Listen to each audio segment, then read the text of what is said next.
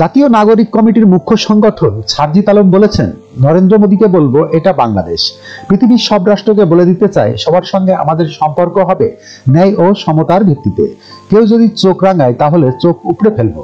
এখানে কোনো উগ্রবাদের জায়গা হবে না। সোমবার 16 ডিসেম্বর জাতীয় নাগরিক কমিটির বিজয় র্যালি শেষে এসব কথা বলেন তিনি। সারজিদ আলম একই সঙ্গে বৈষম্য বিরোধী ছাত্র আন্দোলনের অন্যতম সমন্বয়ক এবং জুলাই শহীদ স্মৃতি ফাউন্ডেশনের সাধারণ সম্পাদক। আওয়ামী লীগ প্রসঙ্গে সারজিদ আলম বলেন, 71-এ শেখ মুজিবুর রহমান পারিবারিক মুজিববাদ করতে গিয়ে রাষ্ট্রীয় স্বার্থ বিসর্জন দিয়েছে। এবার খুনি হাসিনাও মুজিববাদ প্রতিষ্ঠা করতে গিয়ে নাগরিকদের দালাল আর দাসে পরিণত করতে চেয়েছিল। ছাত্র জনতা এসব হতে দেয়নি, কখনো দেবে না। দালাল বা দাস নয়, সকলকে দেশের মর্যাদাবান নাগরিক হতে আহ্বান জানান জাতীয় নাগরিক কমিটির এই নেতা। যখনকার খবর তখনই দেখতে চোখ রাখুন সুন 24 টিভিতে। চ্যানেলটি সাবস্ক্রাইব করুন।